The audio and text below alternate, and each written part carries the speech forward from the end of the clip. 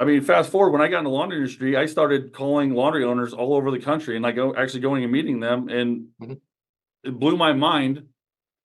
Like actually Randy Crone in Des Moines, Iowa, I went there with a distributor and I ended up talking to him for over an hour. And at one point he actually apologized to me because he had to go to a different meeting. And I'm like, this guy just gave me an hour of his time and apologized that he's cutting it short that I didn't even have a meeting with. Welcome to the Planet Laundry Podcast, brought to you by Planet Laundry, the magazine of the Coin Laundry Association. This episode of the Planet Laundry Podcast is sponsored by Sense. Sense is the leading business management system built for laundromat operators to enhance operations, gain insights, and drive business growth. Offering a suite of tools, including advanced point of sale, on-machine payment systems, order tracking, powerful reporting, and payment processing, the most successful laundromats run on Sense. With tax season upon us, the team wishes you a smooth and seamless filing process. The team has provided a workbook to help you understand deductions and exemptions specific to the laundry industry. Download the guide at trysense.com/tax. That's trysense.com/tax. And enjoy this episode of the podcast. This is the Planet Laundry Podcast. I'm your host and the editor of Planet Laundry Magazine, Bob Nieman. Today, I'm with a multi-store operator from Omaha, Nebraska. He's been called an industry maverick. He's certainly an entrepreneurial spirit in every sense of the word. He's all over the internet these days with his YouTube channel, as well as other social platforms.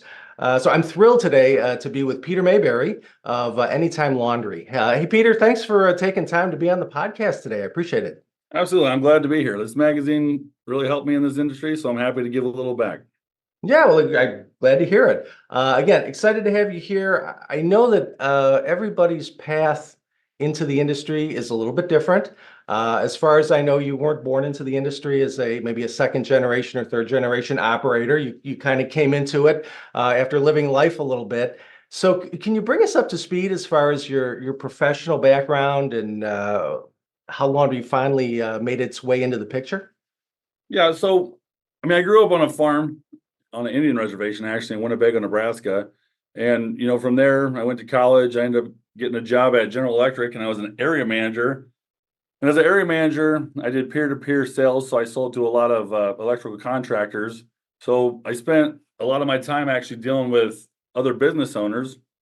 And I guess, I think people are probably familiar with Indian reservations. There's a lot of poverty there, but we didn't have a lot of money. So I guess I was probably at a position in my life where I thought that, if you grew up in poverty, you could try and climb a little higher and make a little bit better life for yourself, but there's probably limits. But then I actually we just want to fast forward. Like one of my closest friends actually grew up in a trailer. He had such a tumultuous life that his mother ended up choosing a man over him when he was young and actually kicking him out. So he was homeless as a child that was still school aged. Right. And ironically, he told me that he would sleep in laundromats for shelter, which is, that's true, but right? That's not where I'm going with the story. But yeah, I see this guy whose mother basically chose another man and all this other stuff, and he had every reason in his life to just say, you know what, this is the cards that were dealt me, so I'm just going to do whatever, maybe crime, I don't know. But instead, like, he went to work for somebody that he ended up buying the company from, and then he built the company into one of the largest electrical contractors in the city of Omaha. And I'm like, if this guy can do it, why can't I? And I started seeing other business owners that also maybe didn't come from nothing, but came from meager means.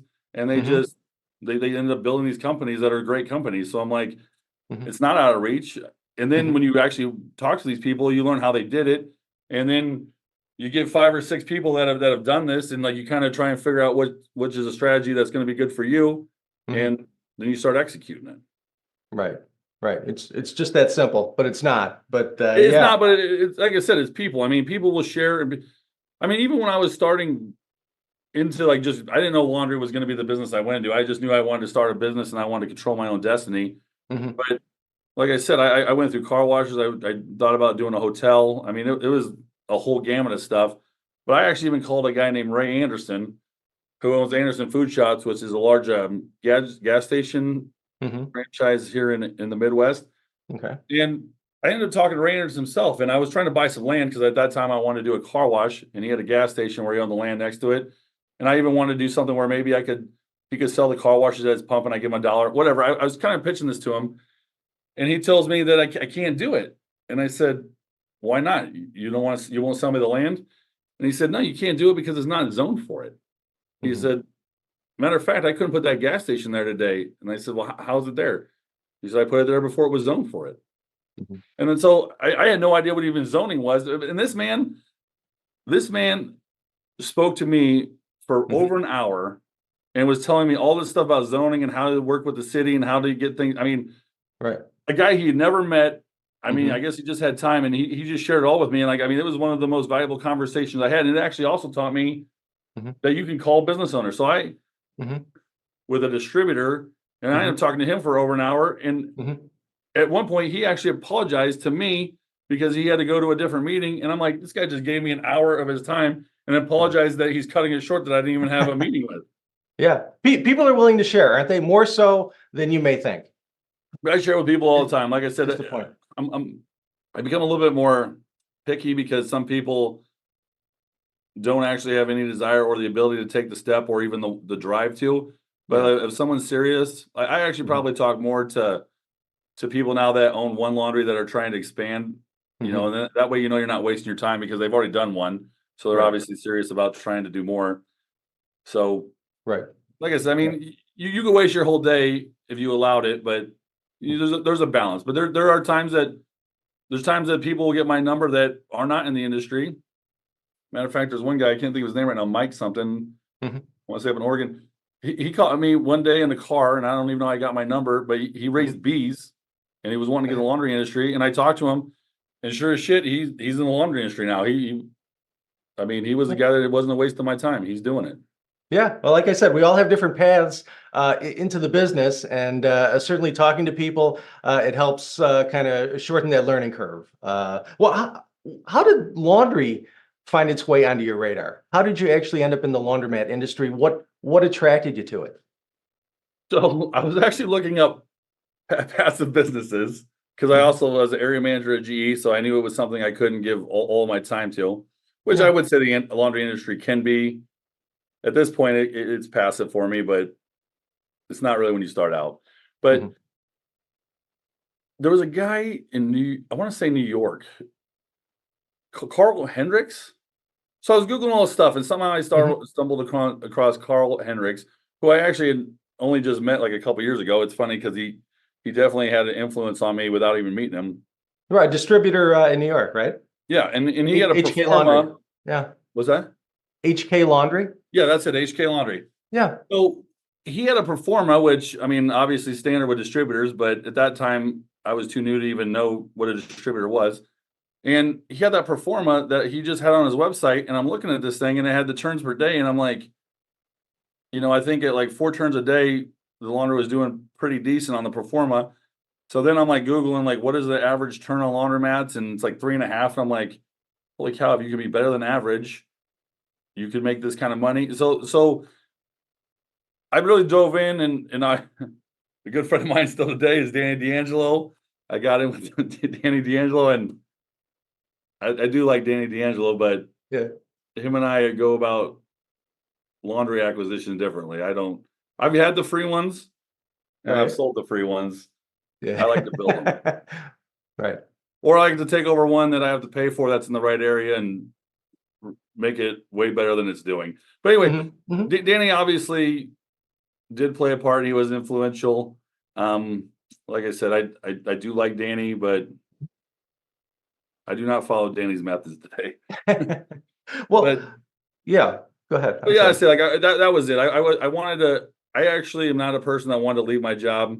Matter of fact, when I did decide I had to either do laundries or GE, it was not it was a tough decision. And Mhm. like I was a guy that loved going to work. Like I enjoyed it. I enjoyed the people I worked with. I enjoyed what I did. Mhm. Like I did not hate my job, but Mhm. it just got to a point where there's only so many hours in a day, and it was if I was going to keep going with laundry, I couldn't serve both masters. Right. Right. Well, in those early days of entrepreneurship, was laundry your first business that you struck out on your own, or were there other businesses that you did before that? It was the first business that yes, it was the Okay. first business well, I mean, I Bitcoin mined. I mean, Mhm. I'm one of the original Bitcoin millionaires, which actually helped me. Helped in the Yeah, I mean, other I own all my aspect. buildings, and I Mhm. probably would not have been in a place to purchase the property along with the laundry Mhm. on the first one if it wasn't for the money I made on Bitcoin. Right, right. Okay, all right. Well, who helped you along the way in those early days of getting into the laundry business? Well, You mentioned Danny, you mentioned Carl Heinrich. Any other folks? yeah, it was John Olson that was working at Laundry Lux, and Hmm. I was reaching out to distributors, and I ended up getting in touch with John Olson because didn't have an Electrolux distributor at the time in Omaha. So Hmm. I actually did things probably. I think a lot of people would probably failed the way I started in the laundry industry. And the only reason that I didn't fail is probably because of the contacts and connections I had already made, even not Right, being in the industry, and right. the fact that my background was in construction. But like Hmm. I actually built my first laundromat. I mean, I hired an architect. Hmm. I converted a building into a Hmm. laundry. I Okay. actually poured the slabs with limestone concrete. I mean, I myself and some other people actually mounted all the laundry equipment. And like I said, just watching YouTube videos and different stuff and reading installation manuals. And like I did the whole thing from cradle to grave. I mean, John Olson helped me with the layout, Hmm. but Hmm. other than that, I did tweak it because I mean, I went to laundromats and just saw choke points. Matter of fact, I'll actually tell you two people that really helped me. Which one of them I've never even spoke to, but Yeah. and it was a shame that they kind of went away with this on the forums. Mhm. But Mhm. Ben Gottlieb and Larry Amsky used to fight tooth and nail. And the interesting thing was is that they both made excellent points, and they would Mhm. fight over everything. And you could actually see. I mean, matter of fact, one of the reasons I'm quarter-dollar coin and a card on a lot of my laundromats. They're all card now just because we can't scale without doing card only. But the Right. fact is, I started out because I mean they're both arguing. Like one's arguing dollar coin, other people are arguing cards and quarters. And I'm like, shit, Mhm. you can have all three. Why not offer your customers everything? Right. Every option you can. Yeah. And I Yeah. actually used to try and stir shit up between them. I mean, if people went back in those old forums, I would literally like throw Right. grenades, just knowing if I got those two fired up, that there'd be a huge debate, and I could learn from a lot of people because people would jump into it too. So you Right. could actually learn. Like I said, the maddest thing I am about that forum is that they started wanting to be kumbaya and don't say bad things. Like I'll tell you right now, when people fought on that for new people like me, that Mhm. was absolutely gold. And it wasn't Right. because they were It's how fighting you and taking learn. shots at each other. It was just that they were defending, like they would say something and then someone would attack them, and they would defend their point, then the other guy would defend their point. And like, Mhm. so you're seeing all the negatives and all the positives, and it's just brutal. And like I said, the thing that I always thought was stupid is everybody was so damn worried about Ben and Larry. I mean, if those two didn't give a shit and those two weren't butt hurt, then why did everybody else care? Right. Oh, he's Right. attacking him. Who gives a shit? Right. You're not the one being attacked, and the guy being attacked isn't crying. Who gives a Right. Right. shit? You're getting the pros and the cons and Yeah. the advantages and disadvantages People from attack two me. I don't points. lose sleep over it, so I don't know why anybody would care. Right. Right. Right. Yeah, no, good stuff. And certainly there was like you said, there was a lot of great information out there, certainly in the past and out there still too, just in Yeah. different I remember being platforms. on Christmas break in Yeah. Indiana or Texas. I think my mother-in-law's house. And I Yeah. actually read through the forums. I bet you I spent 6 hours a day going through just everything. Like, I mean, coin drops. I didn't know what coin drops to buy. I mean, Hmm. like I Hmm. said, there's arguments on that. I mean, buy everything. I mean, there's so much stuff. Right. Changers. You know, like Hmm. I mean, I literally made a whole list of everything I wanted to put in my laundromat based on arguments on a Hmm. forum. Right. Right. And Yeah. And talking that's, to live people, I mean, obviously too, I'd gotten to know some owners, mhm. but yeah, Yeah, that's the kind of homework you have to do though. Like you said, 6 hours, seven yeah. hours, just digging in deep on some of the minutia of the store. Absolutely. At least in the beginning. Well, how many stores do you have now, Peter? What are you up to? So we have 9 operating stores. I have two that I own the buildings that we're just dealing with state and local issues to try and get permitting done. And actually, no shit, I just went and got a $50,000 earnest check today because I'm buying another building, actually All a right. Wells Fargo bank building in Lincoln, Nebraska. Okay. So we have 9 running. Wait a minute. Do we have 9? Oh, we have 10. I always forget about Kansas. We got one started in Kansas. We have 9 in Omaha, 1 in Kansas. There'll be 2 more in Kansas, and then we're gonna have 1 in Lincoln. So right now we have 10 laundromats. Final answer. We have 2 that we will have shortly, and then a 13th that as soon as I drop this check off, we'll be under contract. Okay. 10 up and running and always looking for more. And you got a couple in the pipeline too. So with that, what do you look for at a laundry location? What are some things, what do you look for? And more importantly, what's non-negotiable for you? What would make you walk away from a site or a deal? The thing that I look for, first and foremost, and I think that people are idiots if they don't do it, it's location. I mean, if you have a great location, and there's a lot of factors, and that is like people per square mile apartments. I mean, there's Yeah, all what does that stuff mean? goes- What does that mean, location? So when I look at a location, the number one reason that I eliminate almost all locations, because I find things that are absolutely perfect demographic locations, but I eliminate the majority. I would say that I probably eliminate at least 9 out of 10 properties on parking. If they don't Okay. have adequate parking, Okay.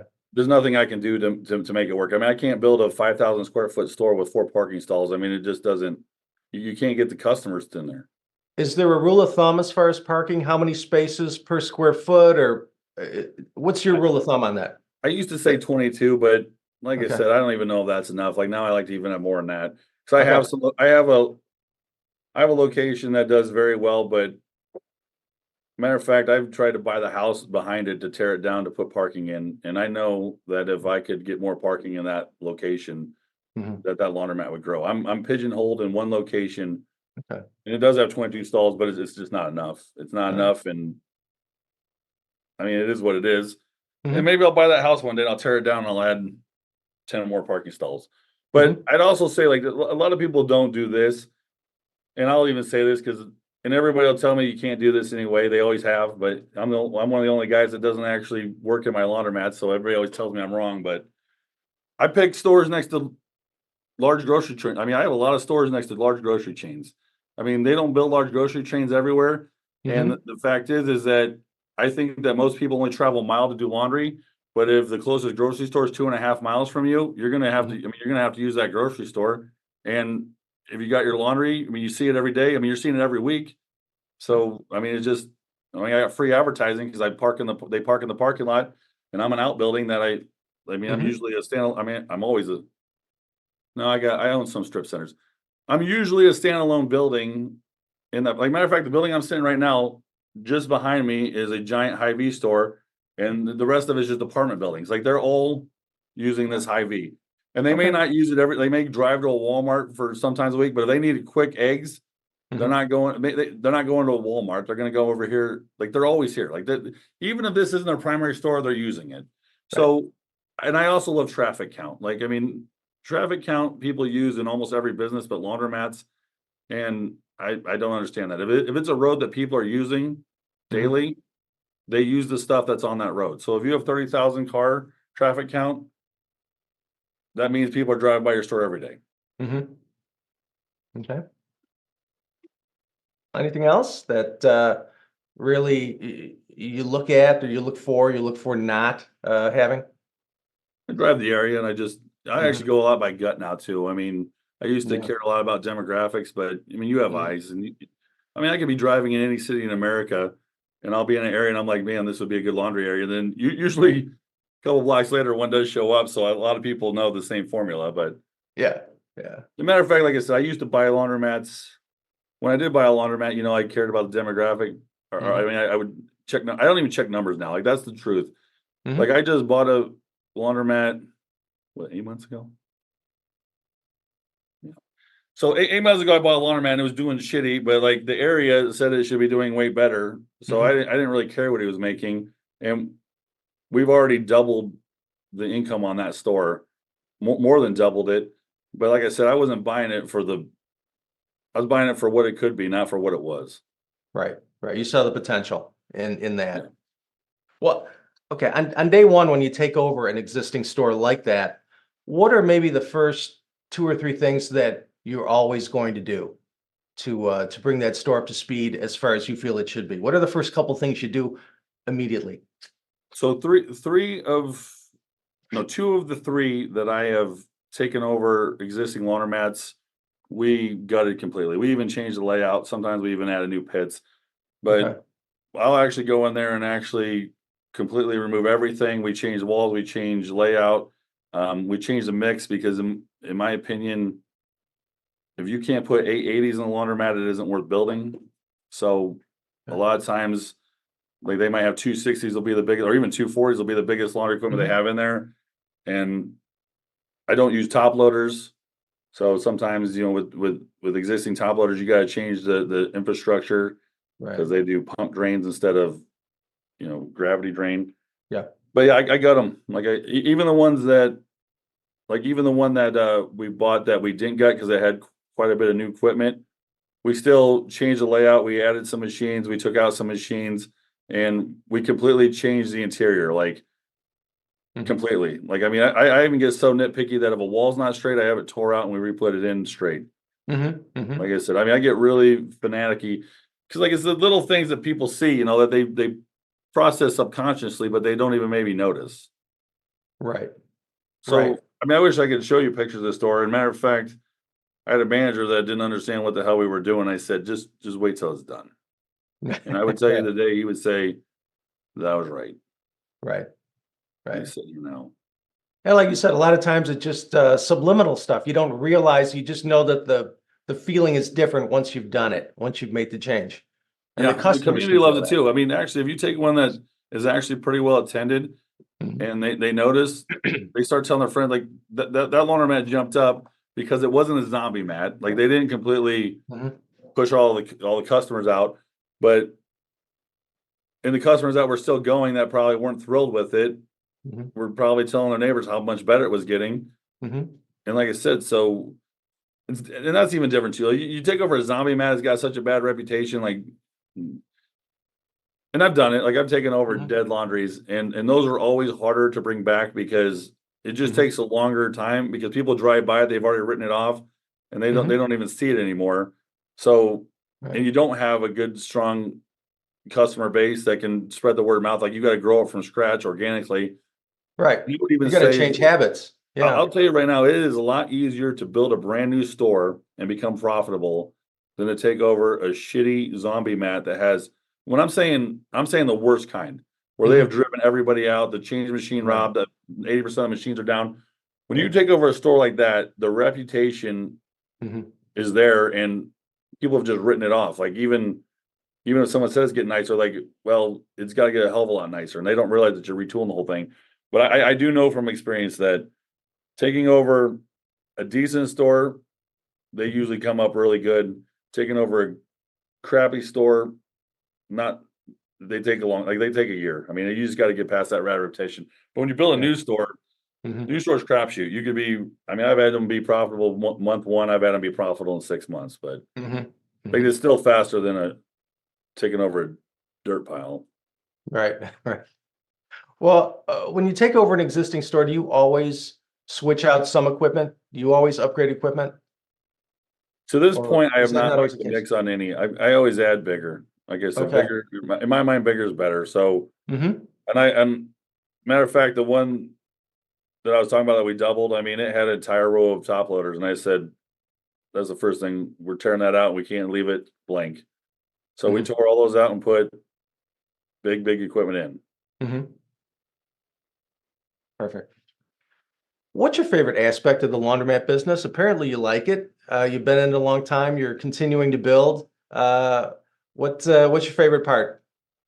My favorite part is probably just autonomy. There's no one to tell me no one tells me what to do. I can kind of pull my own levers, try whatever I want to try, and if it doesn't work, reshift. Mhm.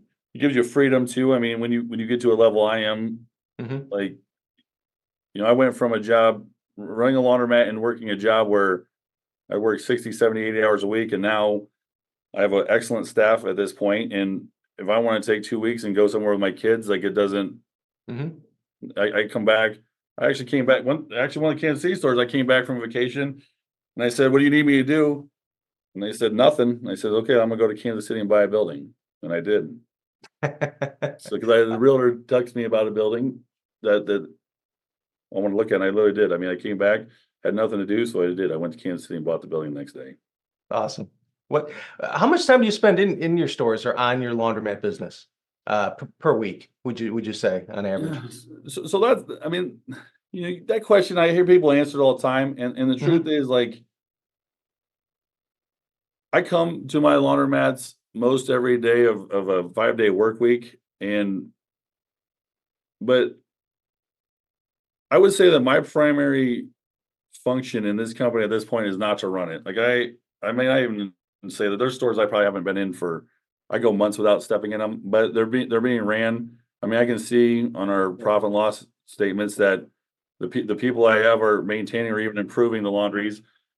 So working in my laundries is, unless someone's on vacation, is actually becoming. I don't have any of the day to day. Like Mm-hmm. everything I have is. I mean, I have a gal named Megan, which I think you were working with her. Like she Mm-hmm. schedules me stuff that I need to be on for banks or architects or whatever. But Mm-hmm. I mean, I would say that I probably work 40 hours a week right now, but that's because I'm really pushing to expand. Right. If that was Right. not the case, if I just wanted to be content with what I have, like I could Mm-hmm. probably have 2 weekly meetings and be Mm-hmm. fine. Like Mm-hmm. we do have a Wednesday meeting where it starts at 9 and it can go till noon or it can go till 10. I mean, it doesn't have a. We don't have a time limit on it. We don't have an Mm-hmm. agenda. It's just dealing with, like I said, we're gonna have one tomorrow, and I'm guessing it's gonna run long because Mm-hmm. we just got done with the one store we purchased.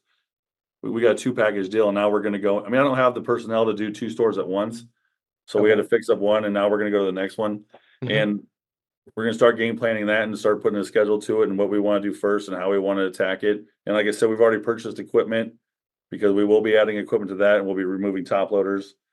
So it will be a longer meeting on tomorrow.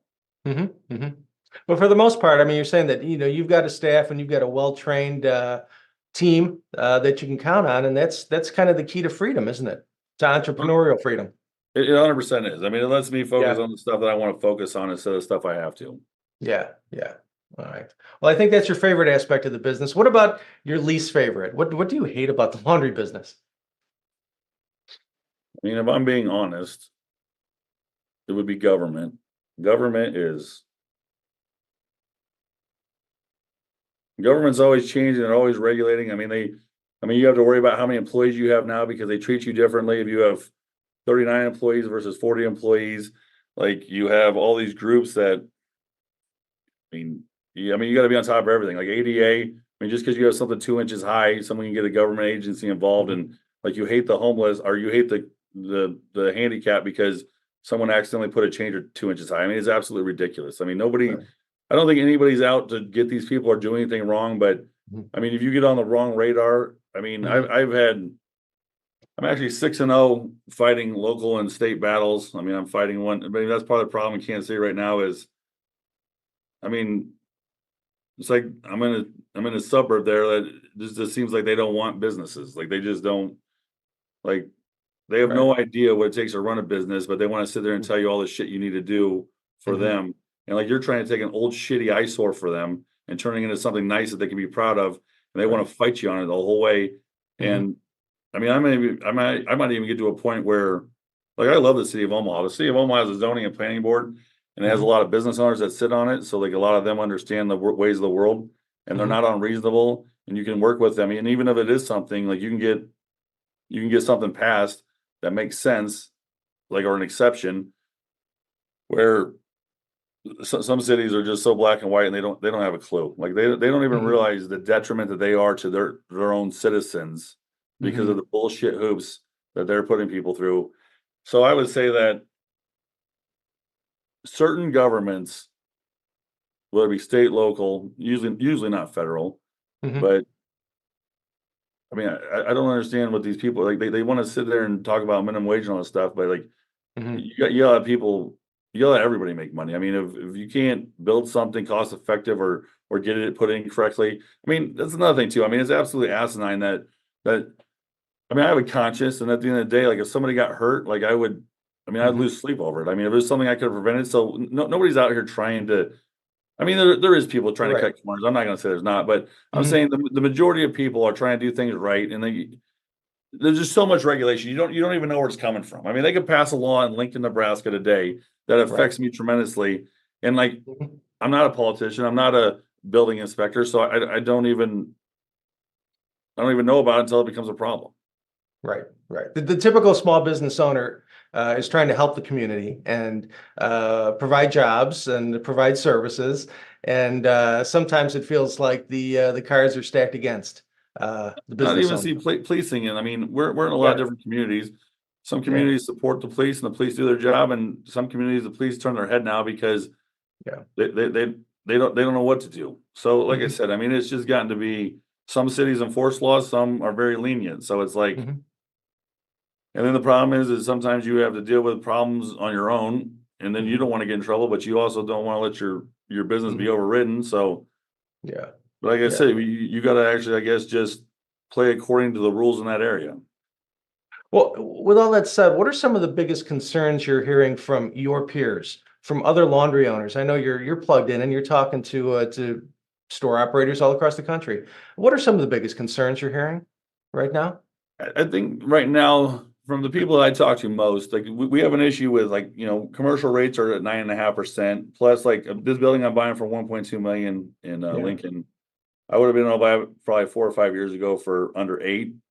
So you got the buildings increasing, and like I said, I mean the building costs are increasing, the construction costs are increasing, and then on top of that, we were paying 5.5% interest rate as a commercial rate. I mean, you could have probably Hmm. got a 2.5 at your house, but Right. anybody that's in business knows that commercial rates are never equal Hmm. to like consumer residential rates. But I would just say, and like and even equipment. I mean, equipment is they use the pandemic as a reason to jack equipment 30-40%. Hmm. So I think it's getting to a point where, and like I said, I'm not against people making a profit margin, but we both know that I mean, some of these companies are publicly traded, and like I said, I won't say a thing because I don't want to get you guys in any deal. I know you guys have to deal with a lot of manufacturers, but some manufacturers, if you look at their earnings reports, are making astronomical earnings. So they're actually taking advantage of low supply and how hard it was to get equipment during the pandemic. They jacked the price. They knew that there was a small supply, and they hit their customer who had been their customer for a long time for quick profits instead of trying to support them. And I hope it backfires them. I hope some of these people cut relationships. So then when it's the reverse side and not everybody wants equipment and they need to sell equipment, that people don't buy from them. Very good. Peter, what do most laundry owners get wrong? Ooh, I'd say a lot. I'd say there's a lot that they. I would say that a lot of people probably think that they're smarter than they are. Like I've never had that problem. Like I know what I'm good at. I know what I'm poor at. I generally try to hire people to do the things that I'm poor at. I would Good. also say that they get tunnel vision. They get set on something. Like I actually bought a building in Fremont. And it was a government thing. It was a historic building. They were trying to tell me all the stuff I couldn't do. And I remember the last meeting I walked out. I called the realtor. I said, "Put it on the fucking market. They don't want to. They don't want to work with anybody." And I actually remember like that building, I sold it 3 years later, there still was nothing in it, and it probably changed hand 2 times, but the city Right. is so ridiculous on it being a historic building and not cha I mean, you gotta change it to make it something. I mean, if you're gonna make it a restaurant, you're gonna have to put ovens, you're gonna have to cut holes for ranges. I mean, if you're gonna make it a coffee shop, y I get it's a historic building and you wanna, like, maintain the historic value of a 130-year-old building, but you gotta let something happen. Hmm. But you can't just leave it as is and have a business in there. Right. So, like I said, I just think I think that a lot of people probably don't analyze themselves and know what they're good and bad at. Like I said, some people can't manage people. Some people are good with money. Some people are bad with Hmm. money. And I would say that, I mean, one of my favorite things in this industry is how people always tell me I was doing. I mean, I have managers we pay $150,000 to, and they're like, "You can't afford to do that." I'm like, "Shit, I've been doing it for 5 years, so Mhm. apparently you can." I'm like, why can't I pay it that? But I mean, they're essentially running this business. Like I'm not paying them to manage it and come to me and ask me for every damn question. I'm paying someone that's competent enough to run their own business but doesn't want to take the risk to do it. So I have to Mhm. pay them accordingly. Mhm. Mhm. Very good. But they run it like an executive, like a CEO, like it's their own. Right. Right. Hey, when a laundromat fails, what's typically the biggest, most common reason for that failure? I mean, I'm sure you've seen it through the years. It's location. I mean, that's Okay. that's why Danny and Mhm. I don't always D'Angelo don't always get along. Like, I mean, if it's a bad location, Yeah. nothing's gonna happen. I mean, if you put it in a bad location or you just do or it's not visible or it's, like tucked away somewhere. I mean, even a shitty, terrible, gross laundromat that is in a tremendous location. Mhm. I mean, I've said it before and I'll say it again. Sorry, someone in the other room. I mean, I could be the greatest operator in the world with a Mhm. terrible location, and Mhm. I'm going to struggle to make it work. And I could be Mhm. one of the worst operators in the world with a A plus, knock it out of the park location, and Right. it would be hard for me to fail. So I'd say, Right. I mean, That's it's the number old one. adage: location, location, location, and it's just true in the laundry industry as it is in the industry. All right. Any other type of business? Mhm.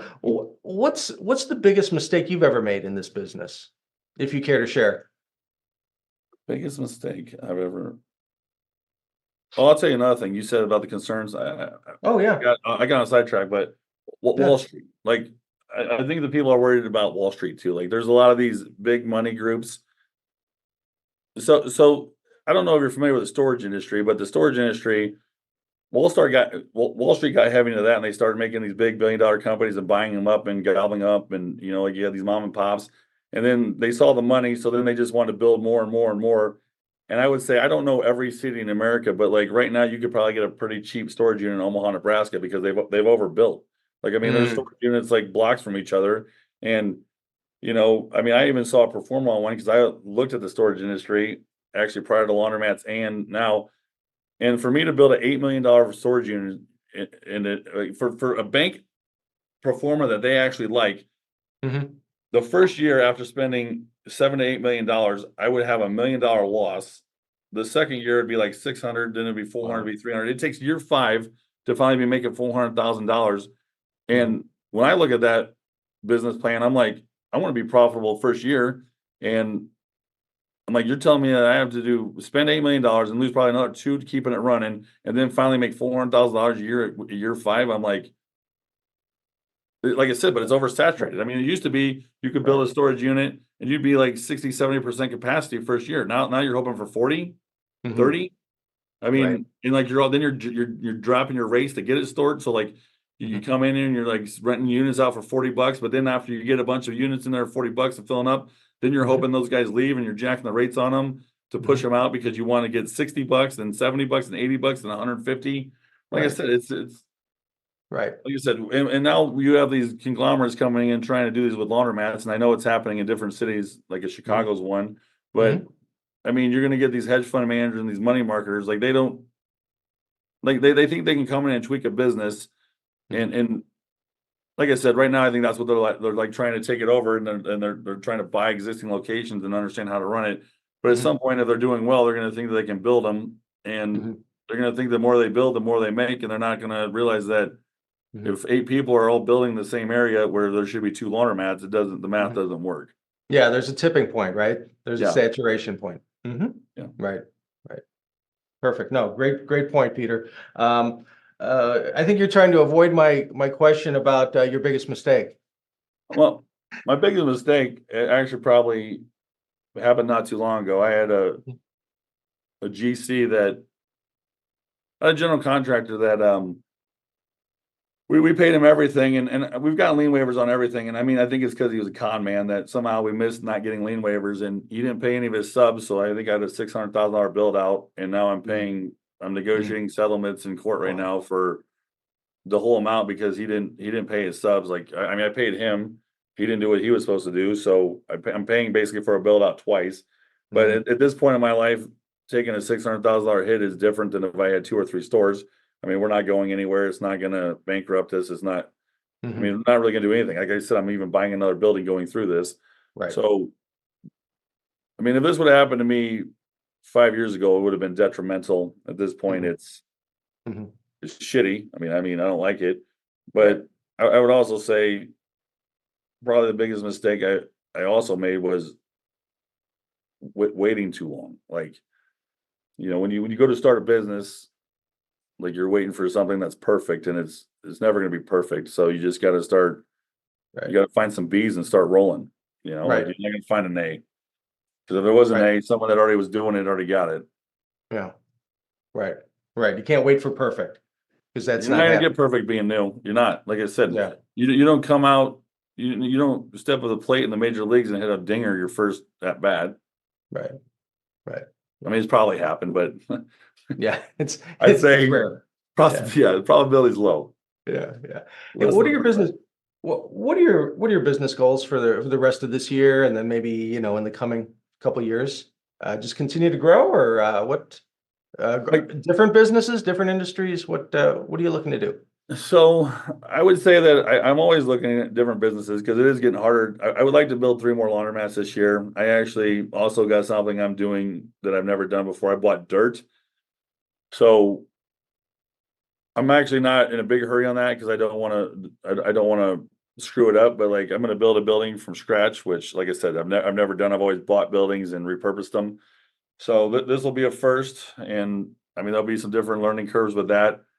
But I want to build one from scratch, and I want to put 3 in. And like I said, I count the 2 that we already bought as soon as we get this litigation done, we'll go hard on those. But the one in Lincoln will have, if I get this under contract today, which I did, as soon as I Hmm. drop out this check, Hmm. we'll have probably 60 days due diligence, and it'll take us another 3 months to 4 months to get it built. So that one will be done. But it would be nice to have 2 more Hmm.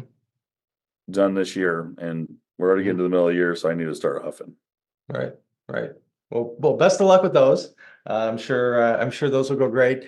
Just a couple more questions because I know you're busy, and again, I do appreciate your time today. What advice can you share with other laundry owners or maybe potential investors that perhaps you wish you knew when you were first getting in? What's some advice? I would say I'd say just jump. I mean, here's the deal. Like, Hmm. I still have friends like this today. Like, I actually have friends that talk about starting a business all the time, and sometimes I actually get shitty with them. I tell them, I said, you've been talking about this for longer than I talked about starting a business. And I said, what steps have you taken? Like, Hmm. what have you actually done Hmm. other than fantasize and talk about it? Hmm. So I would say my advice is that if you're just saying getting in the business, is to start taking some steps. Like, you can't just dream about it. You can't just read about it. You're gonna have to call some people. You're gonna have to talk to some realtors. You're gonna have to talk to some distributors. Like, I mean, it's like everybody wants to get so close to the edge, but then they don't Hmm. jump. Like, Hmm. getting to the close to the edge is part of it, but you got to jump. Hmm. Like, I mean, no one's gonna push you. You got Hmm. to jump. Right, And like right. I said, I mean, that's actually probably, I mean, as my future ex-wife, but I will give her the credit that I actually learned that from her. Like, when I was talking about all these businesses, it was her that opened my eyes. She told me, she said, "You've been talking about this shit for a year." She's like, "Either do it or stop talking about it." And I was like, and I remember, like, it was really terse. And I remember I actually retreated and went, into a different room, and I was thinking about it. But she wasn't wrong. Like I Hmm. said, I mean, it wasn't. I didn't take it as a hurt my feelings or whatever. But I was like, Hmm. I mean, she punched me in the mouth with it, and she was right. Hey, last one for you, Peter. The secret to being a successful entrepreneur is what? I would say the number one thing is not giving up. I mean, people look for reasons to give up, or they get knocked down and they're like, "Well, I tried." And I'll tell you right now, like, I don't even know. I mean, I've been knocked down so many times I couldn't even. I mean, you asked me to tell you about it, I can't even tell you. I mean, it's so many times. But like I said, you get knocked down, you dust up, you get a little stronger. I mean, you keep charging the hill. I mean, every time you charge the hill, you get a little bit farther up it. And I would say that that's probably number one. I would Mhm. say number two for me was meeting people. I mean, there's no end to people that are in the same boat as you. And like, you Mhm. can talk to those people and share with those people and learn from those people, and they want to learn from you too. So you want to be successful, talk to other successful people and try to build a model that's right for you, Mhm.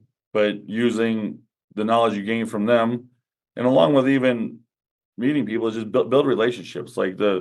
I mean, I have group texts that go on every day with 4 other laundry owners, and they're all multi-store owners. So Mhm.